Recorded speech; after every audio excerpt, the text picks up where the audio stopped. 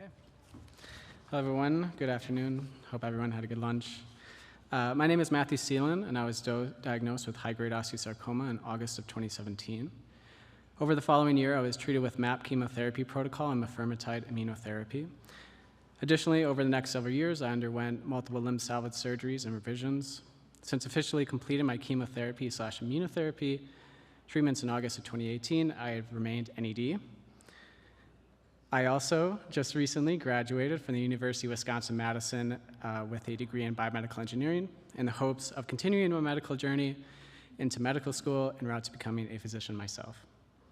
In my spare time, I enjoy running, reading about history, serving on the MIB Agents Junior Advisory Board, and joining Osteo podcasts to display my deep love of tea and discuss with my friends about our shared experiences. So now I will introduce the moderator. So Dr. Kaplan received her medical degree from Dartmouth Medical School. She completed her pediatric residency training at Harvard Children's Hospital Boston and Boston Medical Center. Following residency, Dr. Kaplan pursued a fellowship in the pediatric hematology and oncology at Memorial Sloan Kettering Center and Weill Cornell Medical Center, where she served as chief fellow. She did her postdoctoral research work in the laboratory of Dr. David Leiden. She was appointed assistant professor at Weill Cornell Medical College and assistant member of the Memorial Sloan Kettering Center in 2006.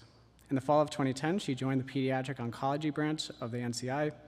She's a clinician and physician scientist with active translational and clinical research interests focused on the mechanisms of cancer spread. Dr. Kaplan has been the recipient of several grants, including Charles Lillian and Betty Norwich Clinical Scholar in Pediatric Oncology, Doris Duke Charitable Career Development Award, and co-investigator of the Komen Foundation Investigator Initiated Award, Hope Street Kids Grant Award, ASCO Young Investigator Award, and the Association for Research of Childhood Cancer. Now, please join me in welcoming Dr. Kaplan.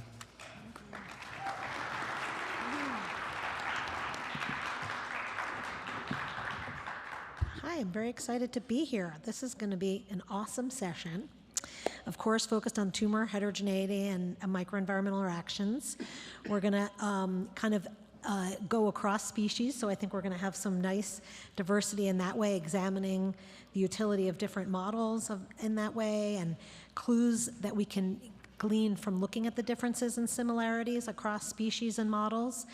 And I think we're going to see how this can inform studies that help us see the best types of treatments and the timing of treatments that'll work by understanding using these models. And I think that the cross-species studies also provide numbers. These are rare diseases and in humans, but also less rare in canines and other species. So maybe using this will add power in numbers. And I think we'll learn about, at the end, kind of putting it all together with the heterogeneity. So I'm going to introduce each of the speakers up front, and then you'll all come up. Dr. Alexander Davies is an assistant professor at the Knight Cancer Institute within the Division of Oncologic Sciences and a Cancer Early Detection Advanced Research Center. His work is focused on development of 3D organoid, organotypic, and tissue models, and he really likes to study the cellular interactions using really cool advanced live cell imaging, which hopefully he will treat us with today. He is an Outsmarting Osteosarcoma Award winner, so that's going to be great to hear. And his talk will focus on single-cell drug resistance and these complex tumor ecosystems. Our next speaker will be Dr. Greg Sawyer, and he is taking his experience in space systems in NASA's Jet Propulsion Laboratory to bioengineering patient avatars and designing cell therapy and visualizing cells within using his, what he calls, microscopic mayhem. So we're going to have fun with that. Then Dr. Anjali Garg is a computational biologist in the comparative oncology program with Amy LeBlanc at the Center for Cancer Research. She's in my neck of the woods at the NCI at NIH. She has expertise in multi-omics data analysis and is focused in building a methylation landscape of canine osteosarcoma. And her talk will bridge molecular alterations in canine and human osteosarcoma, so we're going to get that crosstalk. And she's going to give us an update on the NCI DOG project. And then Yogesh Budhathoki, almost. getting there. He's a doctoral student in the Roberts Lab at the Nationwide Children's Hospital.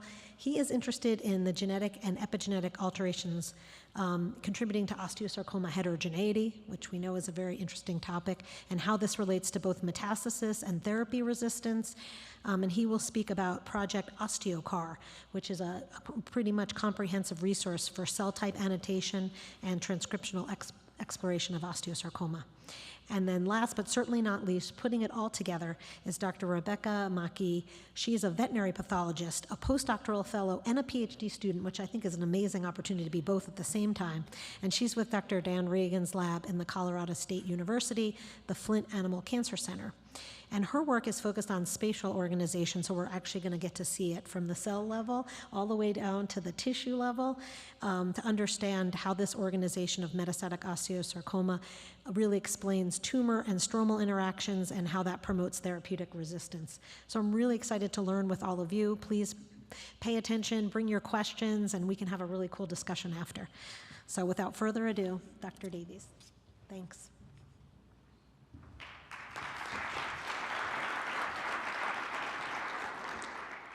All right. Thank you for the great introduction. And again, thank you for the opportunity to speak here and be part of this amazing community. So I'm going to talk to you about some models that we're generating in the lab and how we're learning about drug responses at the single cell level. So hopefully we can design therapeutic approaches to eliminate lung metastases. So I'm going to start out by giving you a bit of an orientation to tissue architecture. And I put this up because I think this image from Peter Sorger's group is a nice representation of the complexity of tissues, right? So this is a 30 micron thick section of tissue. So just 30 microns has all this complexity in it.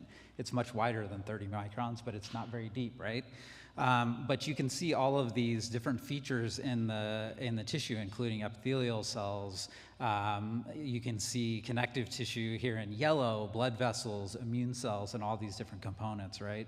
And so it forms a complex ecosystem that you can just get a glimpse of in this small section, right? And so all of these components of the tissue architecture combine to affect what single cells do. And those single cells in turn feed back to affect what the tissue does, right? So you can't separate all of these things from one another. And so I like to think in sort of analogies and allegories about how tissues and organisms are much like the things we see around us. And so I like this time-lapse movie of New York City because it shows you the complexity of life around us, right? There's all kinds of stuff going on that we don't think about if we take a static snapshot of anything, right? And so an example being that, if we think of a car as a cell, it has a trajectory, right? It's not just doing one thing and that's the only thing it does at one time. That changes over time. And so if we think of this as a cancer cell that decided to turn down the wrong way of a one-way street, it has some consequence for that, right? But if we think about it in terms of an ecosystem, all of that trajectory is influenced by the structures around it, right? So protection may be the street corner police that you see quite frequently in New York City, or the stop and go signals that you see at a traffic light. These are all analogous to things that cells see in the environment. And the structure in which the cells exist on and move on is much like the extracellular matrix and the structure that our bodies are made up of, right? So it really is a dynamic process, and to understand this, how tumors work, we have to think about them dynamically. And so my goal is really to understand how tumor and tumor ecosystem dynamics dictate what a cell does in response to therapy, or even how it colonizes an organ and grows, right? And so for me, I start to think about this in terms of what signals are present in the tumor microenvironment, what produces them and when. What is the status of the immune system? Is it an immune hot or cold environment? What do the cellular and extracellular boundaries look like that confine these cells physically, and how do they modify those environments, right? So we as people modify our environments, so do cells. And then finally, what is the trajectory that the cell is on?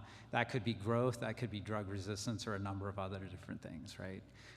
So I think about this as the dynamics, as the who, what, when, and where of what a cell is doing. And so what I want to do is try to develop systems that allow me to interrogate that.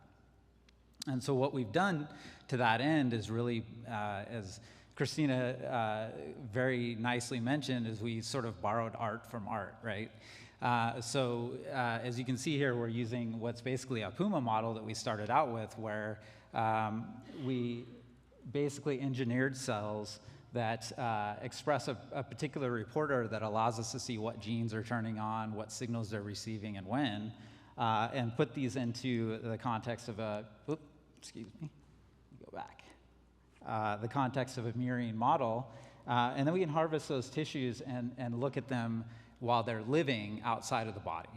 But that's only gets you so far, right? You can observe these things and see them, but understanding these complex relationships is very challenging. So we had to build computational infrastructure that allows us to track at the single cell level and at the tumor microenvironment level what cells are doing and who they're interacting with. And then to build complex machine learning models that then allow us to place these cells and what they do in the context of their environment. So who do they contact? When do they contact it? How do they behave when they contact those cells? What is the shape of the cell? How is that relevant to what it does when you treat it with a drug?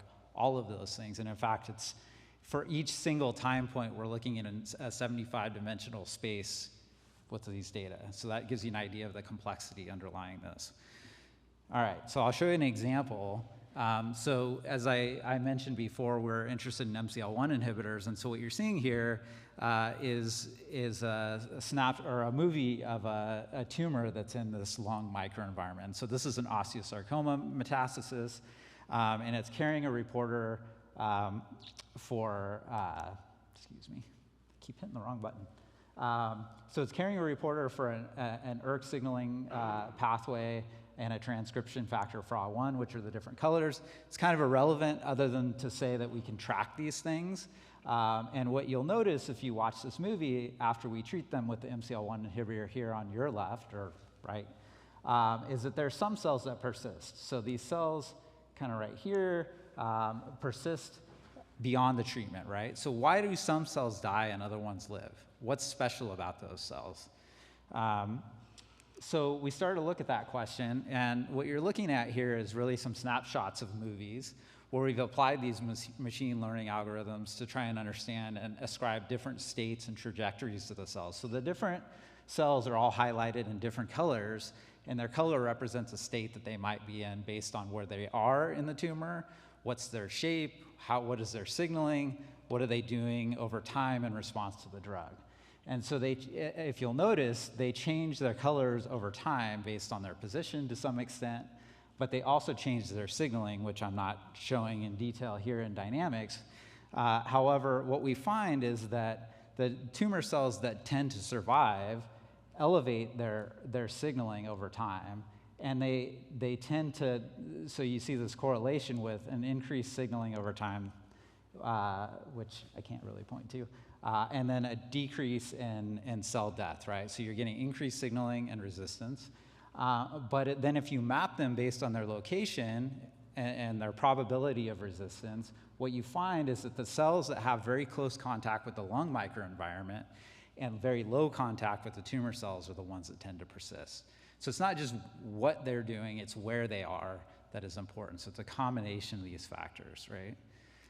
Okay, so if we look at this more closely in a kind of magnified view of a tumor, and these are nuclei in purple, what we know from these analyses is that the signals in the environment promote survival of the tumor cells individually. However, if we treat them with a drug, that is not inert. The cells blow up, right? They are releasing all their contents into the environment, and that has an influence on the cells that die later. And so what we're finding is that the signals that are released by the dying tumor cells themselves combine with the signals from the microenvironment to promote a stronger survival response in a fraction of the cells that are present in this environment. And so one of those key factors is FGFR. So so we tested whether or not we could block this in combination with the MCL1 inhibitors to eliminate more cells, more of those persister cells. And so indeed what we found was that if you look in this movie, in the control cells, you don't see very much death, which is kind of these purple blobs, spitting out their contents. So in the control, there's not much cell death. The cells maintain themselves. However, if we add MCL1 inhibitor, you see pretty substantial cell death, but around the periphery, there are several cells that persist, and those are highlighted by the arrows here. However, if we combine that MCL1 inhibitor now with a receptor blocker that blocks the signals from the host microenvironment and also the cells that are dying, we can now kill more of those persister cells. And so this is an approach that we're trying to leverage to find combinations that better eliminate those persisters over time. Okay. So I hope that I've been able to convey the strength of this type of approach. I didn't want to get too in depth of the machine learning and the complexity of the multidimensional space, but this is a system where we can test a lot of different parameters. It's very high content. We can test a lot of different drug combinations. And so right now we're working towards testing these combinatorial approaches with FGFR inhibitors to see if they're potentially worthy of more clinical investigation. And in the future, we're hoping to build these out in more humanized and immune competent settings to leverage the full complexity of the system and understand the biology. So with that, I'd like to just give a quick note of the people highlighted there in green that have done all the work. And of course, I didn't put on here Fishing for the Cure because of Matthew, which I just got that award as well, to hopefully drive this research forward. So thank you.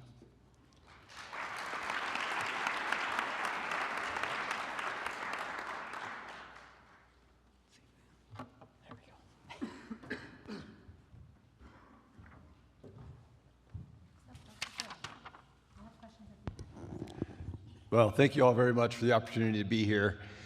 And thank you to all the patients and families. It's really hard to sit through a lot of these technical talks. Cancer's tough. My own background's aerospace engineering, material science, surface science, physics, worked on the Mars rover. I mean, I came to cancer the hard way. Stage 4 metastatic diagnosis with what at the time was thought to be an untreatable disease. So what I decided to do with the time I had left was to really dedicate it to cancer research, which is a weird idea to take an aerospace engineer and try to apply it to cancer. I stood in my own lab with an embarrassment of tools and resources and realized there had to be a way to take some of these devices, instruments, measurement modalities, and bring them over to the cancer field. So a little bit about what I'm going to share with you today, I hope is hopeful.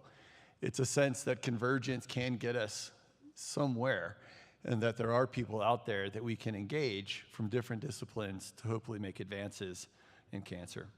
So as we think about this as engineering cancer's end, I want to start a little bit with what did that look like to an engineer. So to an engineer, if I were to replace that tumor and I were to put an automobile in there, it'd be automotive engineering, a bridge, civil engineering, a computer chip, electrical engineering.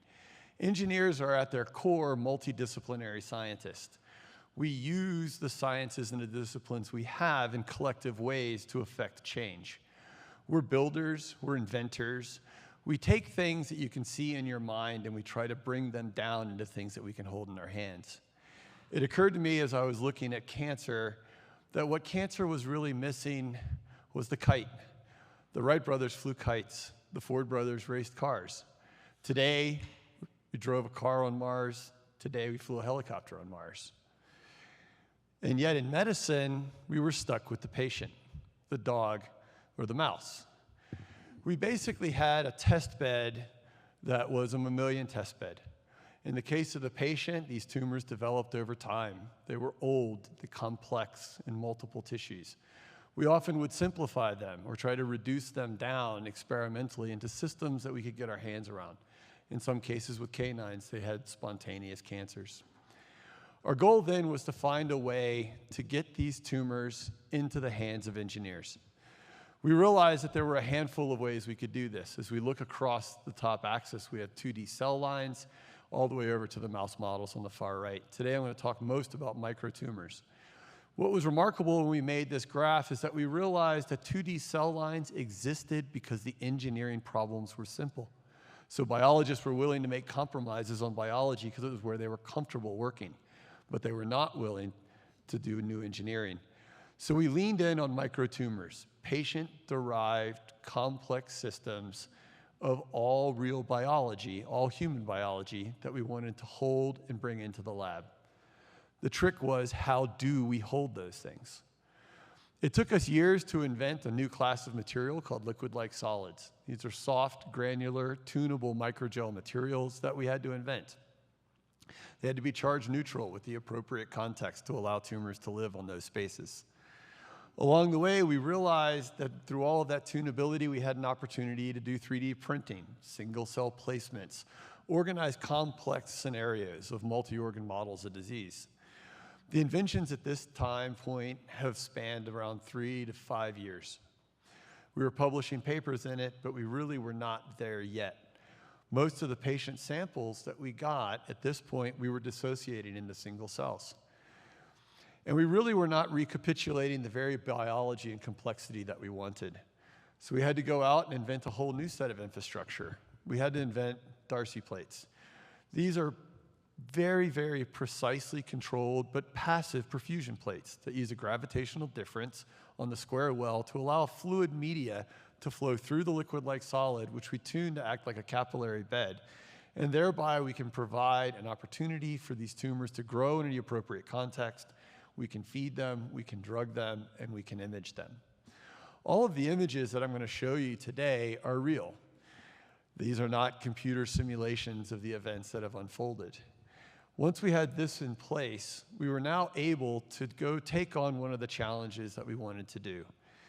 In any given biopsy, we have to recognize that there's 1 million cells in every microliter. A microliter is if you take one of those sharp mechanical pencils and you break off just the very end of it, there's 1 million cells in that ecosystem. So we were able to take biopsies and turn them into tens of thousands, hundreds of thousands of microtumors that you see here on the right. They're living in the Darcy plates, and they're fully accessible. As we think about avatars, you also think about them as these digital models. That's not actually what we're going to talk about today.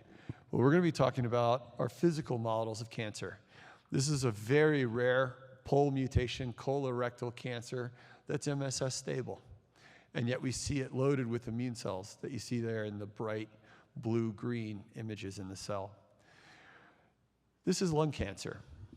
This is lung cancer that came from a patient that succumbed to disease. But after death, we're able to get these samples, we're able to keep them alive, and we're able to keep them growing. Most all the tumors I'm going to show you in the next few seconds are 2 to 3 weeks old. This is pancreatic cancer. As you look at pancreatic cancer, notice all of the stromal component, the fibroblast, all of the nest, all of the organization. Cancer is a tissue engineer. Unfortunately, it's doing tissue engineering all biased towards its own survivability at the expense of the host. If we look at ovarian cancer such as this, these models did not exist when I started at Moffitt Cancer Center. The red cells that you see in the middle there are immune cells nested inside of a rare hot tumor. This is what our microtumors look like. Stroma in the middle, collagens, immune suppressive macrophages of M2 phenotypes, proliferative cancer cells that are Paxate positive. These are complex ecosystems where the crosstalk between the cellular components is part of the design of the system. What you will notice is missing in this tumor is also missing in almost all of osteosarcoma, immune cells. These cells are completely absent in this system, not because they've died, but because they were not there. The cells that are in there are immune suppressive macrophages that you see there labeled as CD68. We now are able to take in our lab with super resolution microscopes images like this of an immune cell successfully engaging and attacking a B-cell lymphoma. The remarkable thing is, with super resolution microscopy, we can get an image like this every 30 seconds. It allows us an opportunity to try to unravel the dynamicity of the event. As you watch these green cells die, you'll notice the ruffled pattern as they go through apoptosis. We see them turn from this circle to this pattern. This orange color that appears at the end is a propydium iodide that allows it to do that. I was able to teach all of you about apoptosis in about 20 seconds, the pattern of going from a circle to a ruffle. We basically taught machine learning algorithms how to do the same thing. The machine learning algorithms now can analyze each of these images in 10 milliseconds.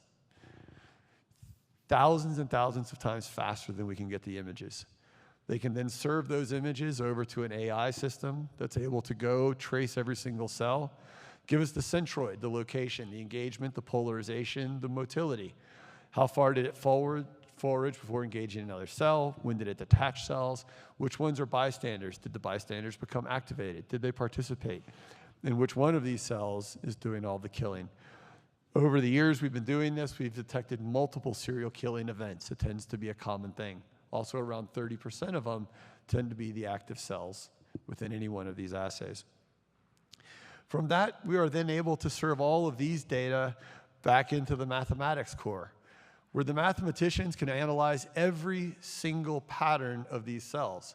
We're able to plot these patterns of the cell death mechanism that you see on the y-axis versus time on the x-axis. And this shows you these patterns of peaks and valleys, which tell us that these cells are going through apoptosis and how long it was with engagement before these cells began to die. These type of data are now actionable. They allow us to go back to the bigger assays, such as this, where we now have a solid tumor being attacked by a CAR T cell that we've engineered to recognize and attack that tumor. The T cells are in green, the tumor's in red. What we learned from this process is that our initial intuitions about this system were wrong. It wasn't about killing rate at all. The trick of the immune system is not killing. The trick of the immune system is proliferation. If an immune cell can out-proliferate a cancer cell at any killing frequency, it will eventually win. It's just a matter of time and rate. We learned this because we were able to send these models back through the machine learning and the AI algorithms that honestly would have been impossible for an individual to track and follow every single cell. We're using a complex set of tools to find and build and deliver new therapies. I had lunch with a family that asked me if I was working on nanobots to cure cancer. I told them kind of. I really believe that the robots of the future will be the engineered T cells that we're going to have to work with that can survey and treat this disease systemically. We've leaned in my laboratory to try to help with this journey. I wanted to end this with some spirit of hope. The first tumor I ever cultured in my lab was osteosarcoma. It's a tough disease. I believe we will find a way to beat it, but I believe that we will beat it through a complex team convergent approach. And I inspire and I hope all of you find some opportunity to speak with engineers and scientists and colleagues and ask questions, because I think the future is hopeful even for a tough disease. Thank you.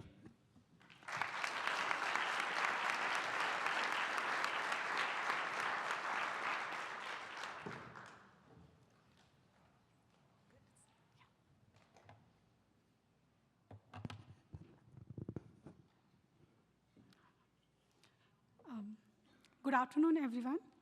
My name is Anjali. I'm a computational biologist with Dr. Amy LeBlanc at Comparative Oncology Program, NIH. Today, I will be going to discuss about my project that I'm doing with her. We are working on integrated multi-omic atlas using the canine osteosarcoma patient. As we all know why we need to study osteosarcoma and why it is important, we are working on the canine osteosarcoma as a model organism. There are lots of clinical and the molecular similarity between the canine and the human that making the canine as a valuable model to study the human diseases. There are some significant dissimilarity as well. In 2016, our group initiated a clinical trial in which we enrolled the privately owned dogs that had osteosarcoma, and we were able to collect the samples, like different types of samples, like normal, primary tumor, necropsy, whole blood, from more than 300 canine patients. And after a QA/QC and the medical record view, we were able to collect different multiomic data for these canine patients, like RNA-seq, nanostring, whole genome, exome data. So our major aim of this project to analyze these data and identify some prognostic and diagnostic biomarker that can be used in both the species, canine as well as in the human patient. So for today's talk, I will be more focused on the transcriptomic, whole genome, and then methylation data. So I would like to discuss about the transcriptomic data first. Each data has its own significance. So we analyzed each data independently, and then we try to gather the information and make something out of that. So this is transcriptomic data that the work is done by Shashank and the Dr. Jessica Beck in our group. So they developed a machine learning model using the canine osteosarcoma samples, and they were try to identify and classify the TME subtypes in the canine patient. And using this similar machine learning model, they were able to classify the human 8 independent model as well. And they found the significant similarity in both canine and the human patients. If we see in the survival plot, the immune desert patient showing the worst survival rate as compared to the immune enriched. So the next data set that we're working on is the whole genome sequencing data. This is we collected from the same clinical trial. We are using 2 different cohorts, the discovery cohort and the validation cohort. In the discovery cohort, we are using 55 normal and the primary osteosarcoma patient with a high deep sequencing. And we are also using the validation cohort of bigger sample, more than 200. But here we are only having the primary osteosarcoma sample, but now we are enriching it with a more deep sequencing and adding some more normal sample as well. So I would like to discuss more about the discovery cohort. This is the pipeline that we had used. After so many literature review, we were able to develop a pipeline because for the dog, there are many tools that were not worked as well that they were worked on human or the mouse model. So this is the pipeline that we developed, and these are some algorithms that mentioned here.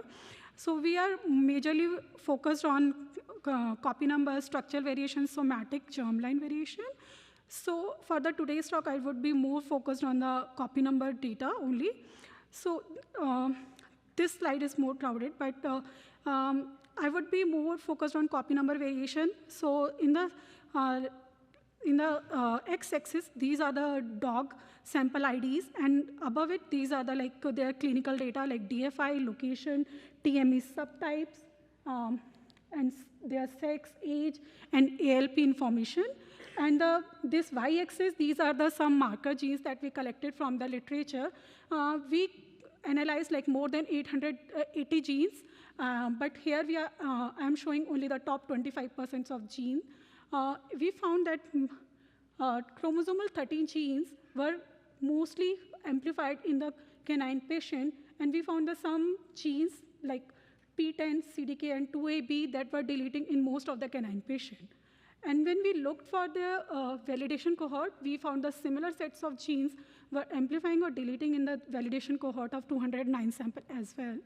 Now we are trying to link that information with their clinical metadata information, like how we can link that information, that genomic variation, with the TME subtypes, their age, tumor location, and the DFI. So when we looked for the literature, we found the similar sets of genes were amplifying or deleting in the human osteosarcoma sample as well. So our next major big question, can we use this genomic information that we predicted using some computational tool, and we looked inside the cell, is it actually happening or not? So when so answer is yes, we use the FISH technique to identify the copy number variation at the specific genomic location, and with the help of Dr. Sandra at the cytogenetic facility at the NIH, we were able to develop some FISH probe for some of the genes. Now, I'm showing for some of the gene segment that we are trying to use as a FISH probe, RECQL and ARHGP39. These are the two surrogate gene segments that we are using to develop the FISH probe. So we tested these FISH probe in 4 canine cell lines, the CNOB, which is a control canine cell lines, and other 3 are the canine Osteosarcoma cell line, like McKinley OSC8 and MCQS. And we found in the normal canine cell lines, we have only 2 copies of these gene segment, whereas in other canine Osteosarcoma cell line, we have multiple copies of these surrogate gene segment. Now we are extending this work, not only these 2 probe, but some additional probe as well.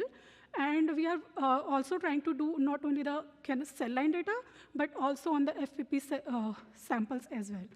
So the next data set we are trying to integrate in these transcriptomic and whole genome sequencing data is DNA methylation. So this is the overall workflow that we are trying to use to identify the differential methylation regions. We started our work with the use of the control and the primary tumor samples, and we did the unsupervised clustering of these 61 samples, and we found, like, from all the 3 different algorithms, like consensus, matrix, Monte Carlo, and K-mean, we found 2 clusters. And when we did their methylation profile analysis, we found in the cluster 2, there is a low methylation mean, and when we did their survival analysis, this low methylation mean cluster 2 is showing the low survival rate, and when we did the TME profile analysis, we found there is more enriched in the immune deserts. So this is the very starting work that we just started. Now we are more digging into this and try to identify more specific gene-related information and try to identify how these CPG island and show were presenting in these data and specific gene and promoter. And with this, I would like to conclude my work. We found some significant genes that were amplifying or deleting both in the canine and the human samples. And we found some methylation patterns that showing some significant similarity with some of the human data, but we are more digging into this for per gene information. We are trying to analyze the gene dosage expression, and all these 3 different independent study, can have some potential to use as a deployable biomarker. Now we are using this information to link their clinical metadata information. With this, I would like to thank all my team members, especially my mentor, Dr. Emily Blank, and all the other team members mentioned in the slide, and MIP for giving me this opportunity here. Thank you so much.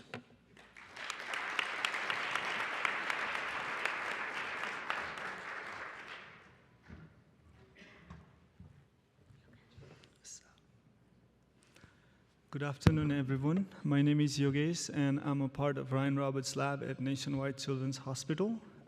I'm very grateful to be here and share some of the works that I have been doing for the past couple of years. And the title of my talk is Building OsteoCAR, a comprehensive cross-species single-cell atlas. So we all have been talking so far about the tumoral heterogeneity. That tumor is composed of multiple cell subpopulations of cells. It is not just actively dividing cells, but the cells that are actively polarizing immune cells. Some of these cells are actively secreting ECM or reprogramming the fibroblast as well. And some of these cells are probably stressed and involved in angiogenic process, and there are etc. And these subpopulations of cells might change as tumor goes through different selective pressures, such as metastatic pressure that Kelly was presenting about earlier from our lab, and there are different layers of therapies that we give to osteosarcoma patients. And another layer to this heterogeneity is a model or a species. Different labs use different models to study osteosarcoma, and there might be variation versus similarities, and those are some of the things that can be explored by using techniques like single-cell RNA-seq, which can help us capture diverse phenotypes of cells and group them together into something like plot like this, which is a UMAP plot that you have seen earlier. And we can identify this distinct subpopulations of tumor cells, but also describe the cell types that are interacting with tumor cells. So the aim that this project has is to build a tool to streamline data analysis by describing all these heterogeneous subpopulations of tumor cells that comes from all different species and help us streamline data analysis. Once you have this, I would say, terminology that is established to discuss tumor heterogeneity, it will also help us facilitate collaborations between the lab, which was the big topic that we discussed earlier. And the most important part of this project would be this huge data set, cross-species data set that is generated and collected from different labs, will serve as an unprecedented resource for people to explore different, ask different questions and test different hypotheses, such as tumor-host interactions, how do different cancer subpopulations respond to different therapies. Even in our lab, we are using this huge data set to build an algorithm that will help us predict most effective drugs. So I want to get into how we went about assembling this comprehensive data set for the atlas. So we have 4 models that I said earlier, and this data set comes from a bunch of different labs, and most of the people I met yesterday and today, they are in this room right now. And the data set represents both primary and metastatic sites. We have single nuclear, single cell, and spatial transcriptomic data set that are well integrated together. We have more than 100 samples of single-cell RNA-seq across all these different modalities. And then we have about 1 million cells. So this is a table showing the different, the details of our samples. So in combination, I present you OsteoCAR, and with the unprecedented resource, it will help us. We hope to drive the field forward. So I want to get started with a this picture that up here is our data analysis pipeline, where, for example, let's talk about human patient sample. That goes through, or that comes from different sources. So we have to first start by integrating this data set, removing the batch effect, and then identifying the cell types, especially tumor versus stroma that I'll talk about later on. But once you identify this tumor and stroma, we can split these compartments and then be more rigorous about how we went about annotation of these individual subpopulations of tumor cells, but also tumor interacting host cells or normal cells. I want to focus on this red box here for today's talk. So first step was identifying tumor cells that I showed in that box. We used multiple conventional methods, such as steatomic, which is based on reference-based annotation, Ceelen, which is based on copy number variations.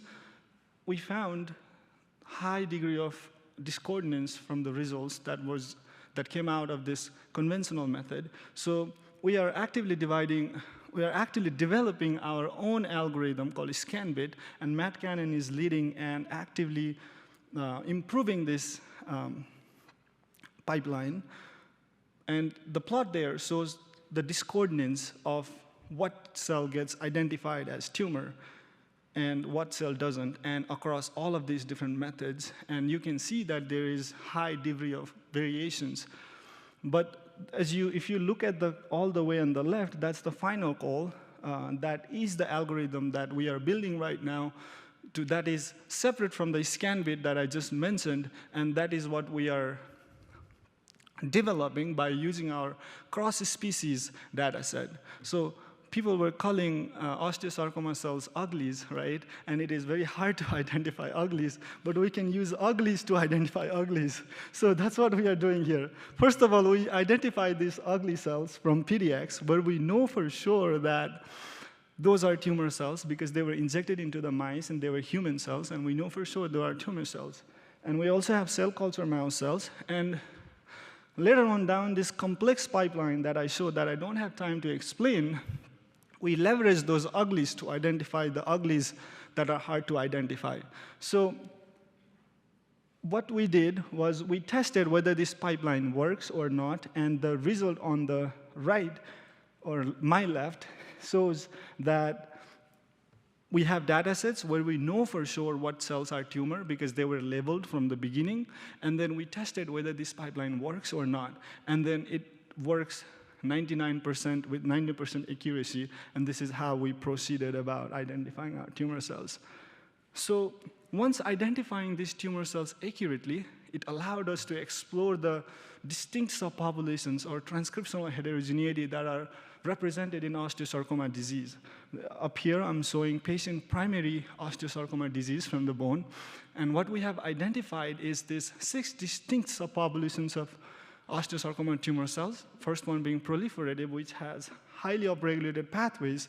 And I want to say that all of these distinct subpopulations were identified by the pathways that were upregulated in these clusters, I would say. So the second one is stressed, which is hypoxic and have highly upregulated angiogenic and hypoxic markers. The third one being basal progenitors, which have no pathways to very few pathways upregulated. They are just there quiet and sitting quietly. And the fourth one being metabolically primed progenitor, which have a highly upregulated oxidative phosphorylation and metabolic pathways. The fifth one being fibrogenic that we have discussed a lot in this room earlier on, which is actively secreting ECM into the tumor microenvironment.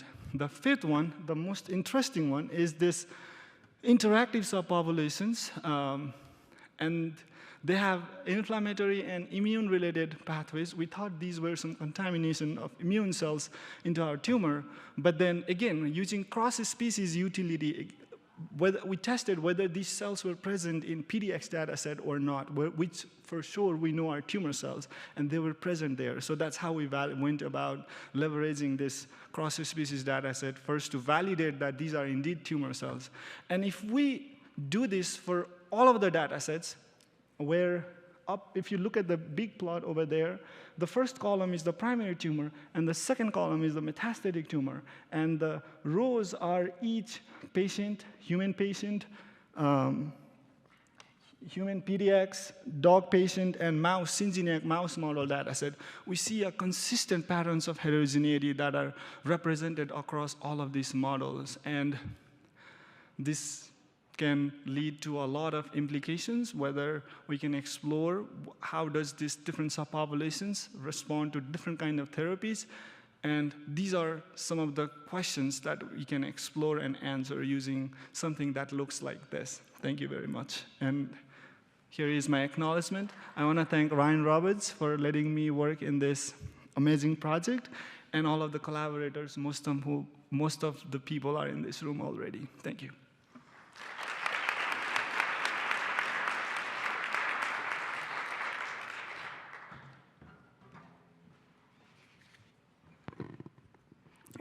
Hi, everyone. I'm Becca. I'm a postdoctoral fellow and veterinary pathologist at Colorado State in Dan Regan's laboratory. And I'm really excited and honored to be here to talk about MYC signaling in the metastatic environment using the dog as a comparative model. So we've heard MYC mentioned a few times already, but no one's actually talked about what it is, so here we go. So jumping into my project, what is MYC? MYC is a transcription factor that is upstream of a variety of cell processes, including proliferation, differentiation, and more. So pretty much any signal that's required for a cell to be a cell, MYC is probably involved to some degree. And these pathways are often can provide survival advantages. So MYC is frequently hijacked in the context of cancer. In fact, it's upregulated in over 70% of cancers. And osteosarcoma is one of those that has MYC amplification. Hopefully you can see on the right the variety of cellular processes that a cancer cell could take advantage of to survive, and osteosarcoma is no different in this case. We've seen it amplified in primary human and canine cases, but this amplification is associated with worse patient outcomes, making it an emerging biomarker. However, we don't really know why it's associated with worse patient outcomes. So my project focuses on how MYC can impact immune regulation. And this is because in other cancer subtypes, MYC has been demonstrated to increase tumor-associated macrophages and decrease infiltrating T cells as mechanisms of survival. And this is particularly important when it comes to metastasis in osteosarcoma, which tend to be quite immunosuppressive. The metastatic environment is enriched with these tumor-associated macrophages, or TAMs, and you can see in the lower panel by the increased brown staining, compared to the above panel, which is from a primary tumor. And these TAMs can secrete signals that lead to decreased T cells. And ultimately, these T cells are the effector cells that we see in immunotherapies, which have worked in other cancers, but not really in osteosarcoma. So overall in osteosarcoma, this poor immune infiltrate has also been associated with a worse prognosis.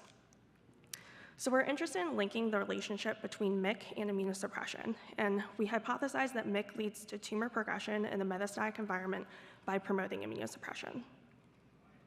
But let me highlight how we think that's happening. So we think that in tumors that have high MYC expression, they're secreting chemicals that attract immunosuppressive tumor-associated macrophages. And these macrophages tend to interact with another cell type called tumor-associated fibroblasts, creating a pro-fibrotic and immunosuppressive environment. And together, these cells ultimately send signals out that exclude T cells from getting inside the tumor. So the ultimate goal of my project was to determine how MYC activation drives changes in the immune transcripts in the metastatic environment using the dog as a comparative model. So we used 42 archived canine pulmonary metastases and evaluated MYC on a DNA, RNA, and protein level using ddPCR and counter-RNA profiling and immunohistochemistry. But most of what I'll actually be sharing focuses on something called spatial transcriptomics, which we were able to perform on 7 of these samples. And this technology is able to draw relationships between RNA and protein expression while keeping the tumor architecture in mind.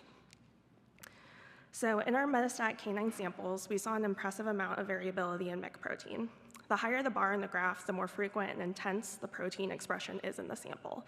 And typically in normal tissues, MYC is tightly regulated and can't really be detected by immunohistochemistry in this way. And we wanted to see if this corresponded with genomic amplification, which you've heard about in the primary tumor samples, but we were looking at it in the metastatic environment. And to our surprise, we saw that genomic amplification of MYC was mostly within normal limits. Every cell in the body should only have 2 genes, so compared to normal control lung tissues, we rarely had samples exhibit true genomic MYC amplification in the metastases. And this is also reflected in our RNA data, which demonstrates that our tumor samples actually had lower MYC RNA expression compared to normal control lung tissues.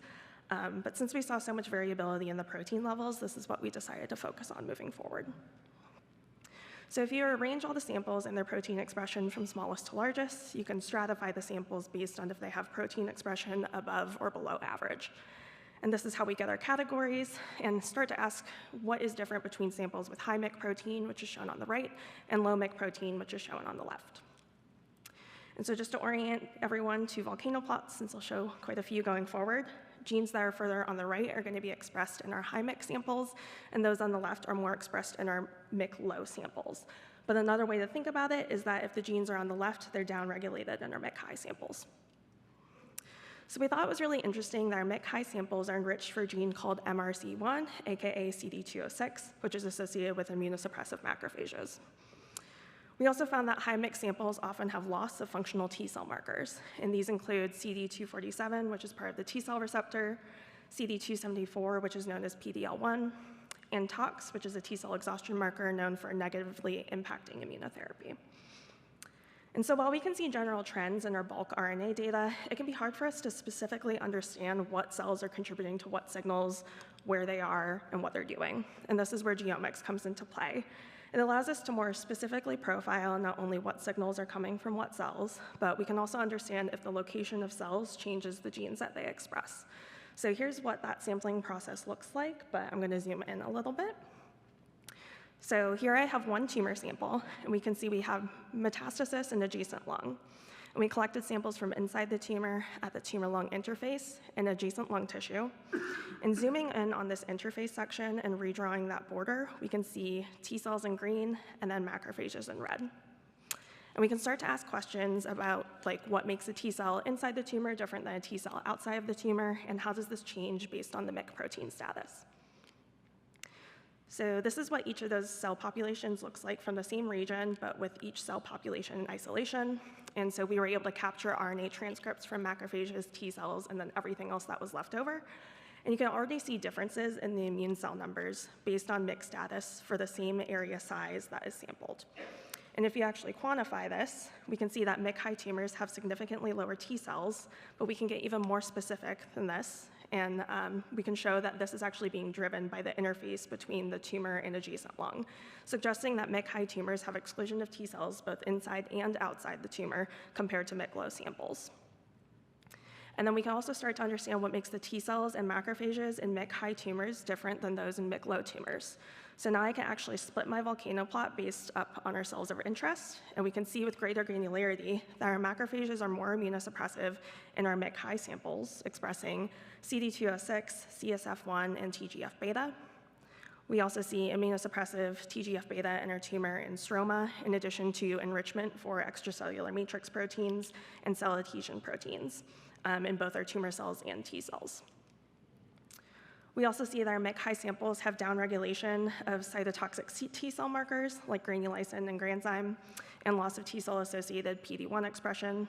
And in all compartments, we see loss of pro-inflammatory molecules like interferons and molecules associated with recruiting and supporting immune cells. So in conclusion, we found that canine metastatic osteosarcoma samples can have elevated MYC protein, but this isn't genomically driven, which is a little bit different than what we've seen in the primary samples.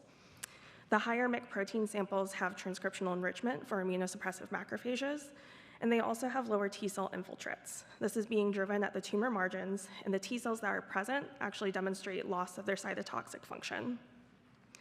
We also see that high MYC samples actually have loss of immune checkpoints, which contrasts mechanisms of MYC-mediated immunosuppression that have been described in other cancers. So taken together, MYC protein status might be beneficial as an immunotherapeutic prognostic indicator or potential target to render immunotherapy a bit more efficacious than it has been. And I wasn't able to share all of my data today, but we're also in the process of conducting a multiplex imaging analysis on all 42 of our canine samples to better characterize immune cell populations in relation to both MYC status and location within the metastatic environment. We've also collaborated with Dr. Troy McEachran to integrate our spatial canine data set with basically the exact same experiment that was done on human samples to understand conserved transcriptional pathways that could be worth targeting for treatment.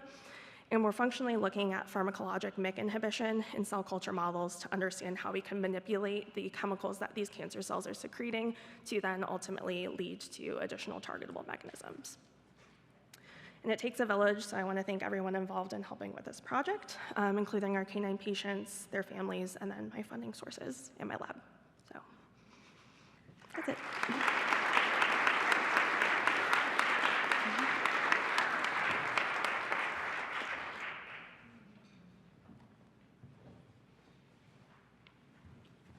We're going to have questions. I'm going to grab the slide up. We don't have it.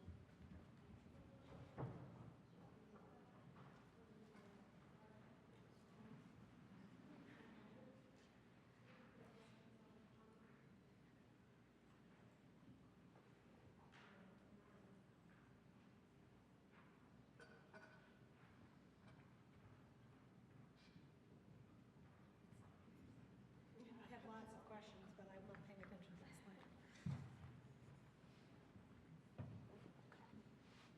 Should I start, or other people have questions? Cannot see. There's one on the board. Oh, good, okay. Thank you, whoever did that. This is for I think Dr. Matthew, sorry, cannot see. dogs, or did you see a discordance between MYC amplification and protein level expression? I can repeat the question. So it's asking if we didn't see any DNA level MYC amplification in the dogs, or if we saw discordance between MYC amplification and the protein level expression. We really didn't see anything that could be classified as true copy number increases, unfortunately, which is really interesting. We were looking by ddPCR, so it doesn't necessarily look for things like translocations or other mechanisms of gene amplification, although I would have probably wanted to see that in the RNA level data as well. But it also just depends on how you define a true genomic amplification. So we were just comparing it to the normal lung tissue. In our cases, I think the highest gene amplification I got was 6, which if you compare to other different gene amplification events in other cancers, it can be up to 16 or more. Yeah, I mean, I asked that a lot because we've had several of us in this room have had a lot of discussions about there's a lot of discordance in the human data between gene level amplification and protein level amplification and even RNA level amplification. They seem almost discordant in some ways. And so I was curious if you saw us in the doc. Yeah, and as a pathologist, I'm a big proof is in the protein kind of person. So if I can see it, I believe it. So. Can I also ask a follow-up to that, Matt Dietz, Salt Lake City? How did you quantify your protein? Like your H-score, was that nuclear? Was that cytoplasmic? Was that whole cell? Yeah, so I was just looking at nuclear quantification, and I used the imaging platform Visiopharm. So I actually trained or hijacked a trained AI nuclear detection model and only looked at MYC expression within the tumor. If you look at the whole sample, you'll also see some kind of aberrant cytoplasmic MYC expression in alveolar macrophages, which is interesting. And that's kind of where I'm hoping that the multiplex data will shed some light, since you'll be able to classify oh, this is MYC being expressed by a macrophage versus MYC being expressed by a tumor cell. Oh, there's another. I want to follow up though. If you change MYC levels in the canine setting, if you look at that, is the microenvironments different? If you were to change the MYC levels, do you think? Sorry, if you were to manipulate the MYC levels, do you anticipate that the environment would change? We're already seeing some suggestion of that. So in cell culture models, when you add a MYC inhibitor, you get decreased CCL2 secretion, which is a monocyte recruitment chemical. There's a variety of other cytokines and chemokines I need to look into, but that's why I'm still getting my PhD. So one of the problems we have in osteosarcoma in particular is that most of these samples are at least variably decalcified, which changes immunohistochemistry substantially. Is there any effort from the pathology side to be sure that we're treating them in the same way?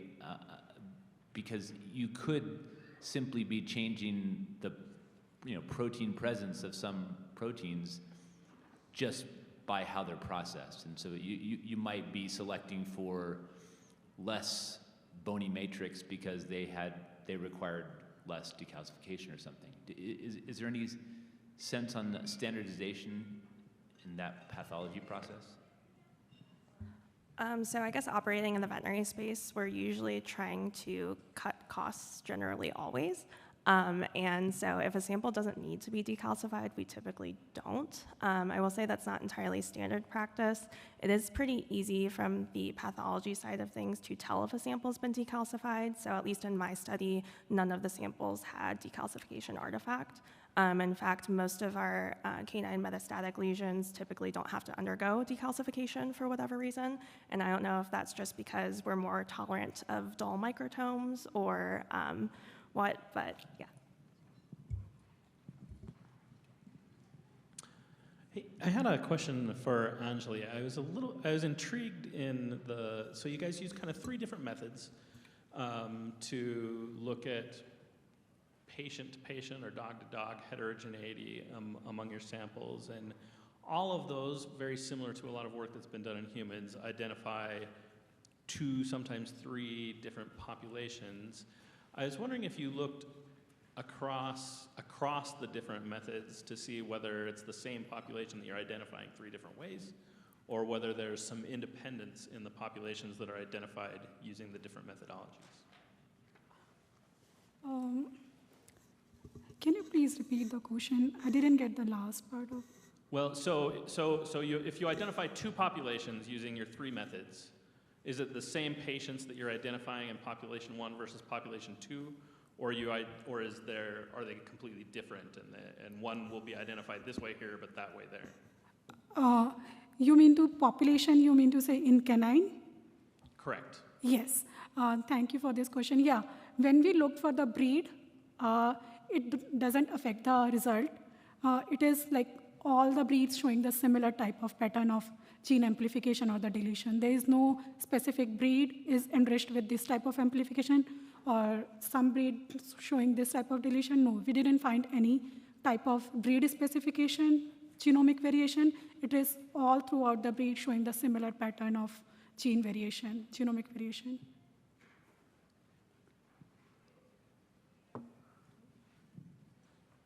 So I don't have a question, but Greg, as a fellow engineer and a fellow aerospace engineer, and I went to the environmental side, just to shout out for the engineers and just to pass along to you that I usually inform my physician friends that they're just specialized body engineers. So the pharmacists are just body chemical engineers, orthopedists are mechanical engineers. So just a shout out for the engineers. Thank you for your work.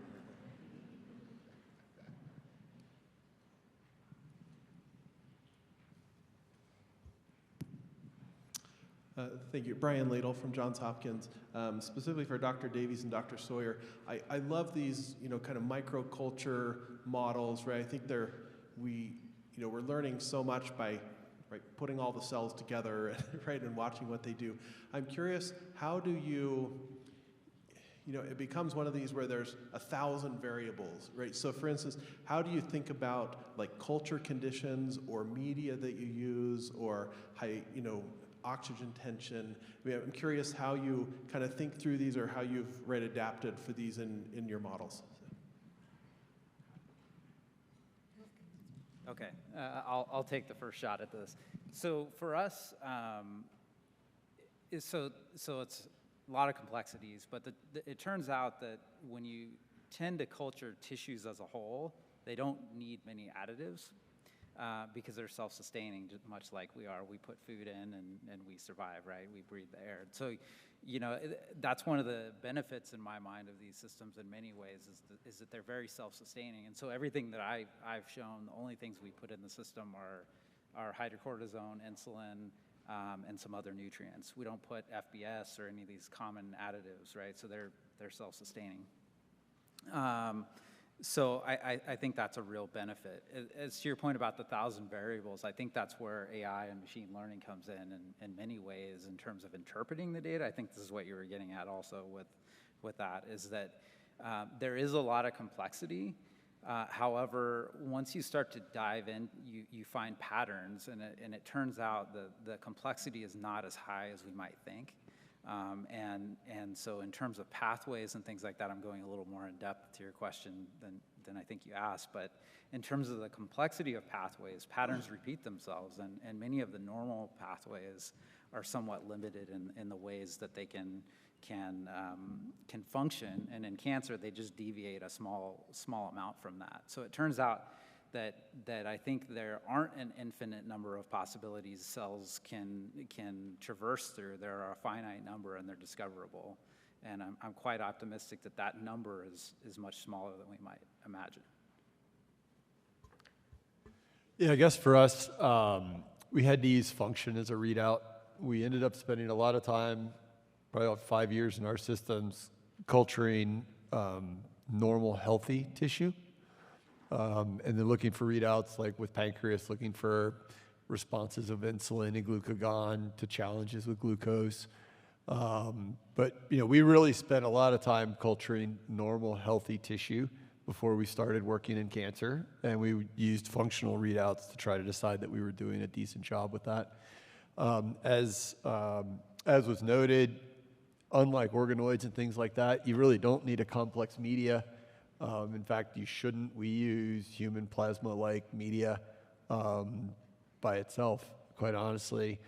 We culture for weeks and months. Somebody's always trying to set a record. I don't know why. Most of our assays are 21 to 28 days. Oxygen tension turns out to be a big player.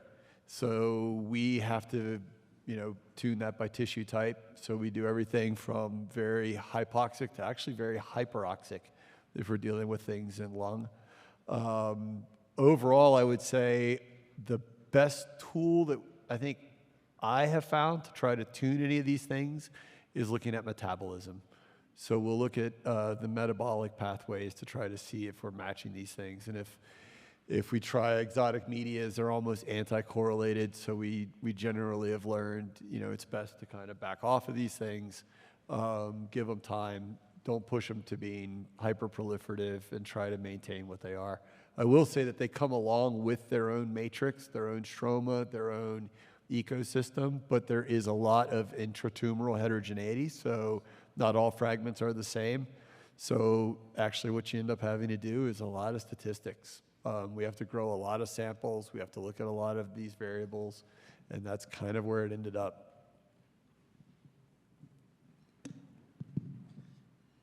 Great talks, all. My question is for Anjali. I'm really glad to see that you guys are doing this deep characterization of dog tumors, and it does seem like there are many similarities. It also seems like there are a fair number of potentially important differences in the genomics of dog tumors relative to human patient tumors. And I guess I'm wondering what your thoughts are on what we as a field need in terms of benchmarking dogs as a predictive model for success or failure of human trials. Please correct me if I understand wrong your question. So you were asking what should be the benchmark we should take to consider what the similarity between canine and the human patient and what we can consider for further clinical trials. Okay. So we saw many significant clinical and structure similarity in both canine and the human, but yes, it is notable dissimilarity as well as some of the marker genes that were expressing in human, they were not showing in the canine. So we need to consider canine and human both share 19,000 of genes, they were shuffled around the genome. If we find MYC, which is the most popular gene we are always talking about, in chromosome 13 in canine, and it is chromosomal 8 of human. So we need to consider all these things, how many sequence similarity, structure similarity, how it is linked with the clinical outcome. So when we designed these two probes, and now our next step too, because initially we looked in the cell line data, but we don't know how it will look like in the FPP sample. So all these cross-validation and all these further deep studies is not only the canine, but we have to move forward with a human cell line and human FPP sample as well to make a solid decision. Yes, this is working in canine. Yes, this is working in human as well. So it is very complicated to say anything at very preliminary stage. So we need to dig more to say, yes, this gene, marker genes that we are proposing is working in both the species. So I think this is what I can say. I just have a question for Yogesh. So one of the things that I think is so important about the algorithm you developed was that tumor cells, oftentimes by single cell sequencing anyway, are not very easily distinguished, as you talked about, because they can also naturally mimic microenvironmental cells, and vice versa. Microenvironmental cells, fibroblasts or immune cells, can mimic what it looks like to be a tumor cell. So do you think that your new algorithm can get at some of that struggle that we have with these imposter syndrome, as I would call it? So your question is about having hard times about identifying tumor cells, right? Yeah, when a microenvironmental cell looks like a tumor cell, and when a tumor cell looks like a microenvironmental cell, how is your algorithm helping you to distinguish that so you can really understand, cell programs in those different states? Because, a calf can sometimes, a cancer, that's what I'm asking. Yeah, so adding to what you said, like endothelial cells, fibroblasts, and macrophages and smooth muscle cells are like so similar to distinct subpopulations of tumor cells. For example, interactive subpopulation, right? That looks like exactly like macrophage, but also has high level of expression of tumor markers. I struggled, I would say, but what we came up with was, like I said, using tumor cells by itself from PDX to identify tumor cells. The other algorithm that I couldn't get into because of time is the ScanBit, which uses single nucleotide variation within your sequencing data. So tumors are supposed to have high level of mutation compared to the normal healthy cells. And it is using those sequencing variation of those nucleotides to identify. And it has been doing a really good job of identifying tumor cells. Hopefully we'll get it out soon, and then those would be some of my comments, Yeah, maybe I'll deal with a question about visualizing what's happening at the core of tissues in addition to the surface level for microtumors. Yeah, the answer is yes. Quickly, there's two ways. One, you take microtumor fragments from different sections within the tumor. So we do that all the time. Profound differences between those. And then two, all of our microtumors are pretty much right at the diffusion limit. So they're around a microliter in size, kind of 200 to 500 micrometers across in maybe the shortest dimension. But multiphoton imaging is what we use to basically see all of that. We got time for one more? Yeah. Okay. So, thanks everybody. Kurt Weiss, Pittsburgh. More love for the engineers. Pictures are data, and we as a community, I don't think, do a good enough job of harnessing the data that we collect on every single patient. So the way I'm going with this is every single osteosarcoma patient is getting a pre-op MR, they get their MAP chemo, they get another MR before surgery, and then they get a path report which tells us how the chemo did. So there's got to be a way for the computer to see what a good response looks like. And to put another objective on the microscope, now we're collecting all this high throughput data. So is there a way for the MRI scan to see what a MYC amplified osteosarcoma looks like? I don't think that's crazy talk, but I'd be interested to, I've been called crazy in front of a bunch of people before, so it's okay. What do the engineers think about that? Yeah, I don't think it's crazy at all. The challenge is having ground truth.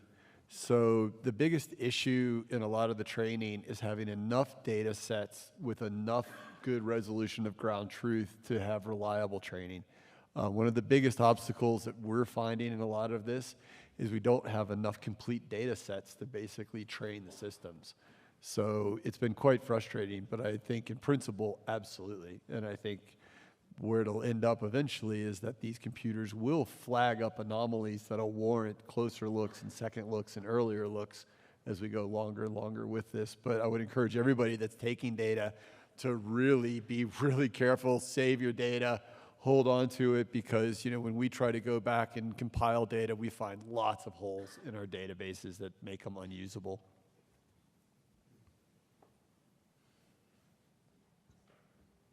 Excellent. Thanks so much. I think it was great discussions, and I appreciate everybody's interest and terrific speakers. I really learned a lot, and I have lots more questions I'll ask individually.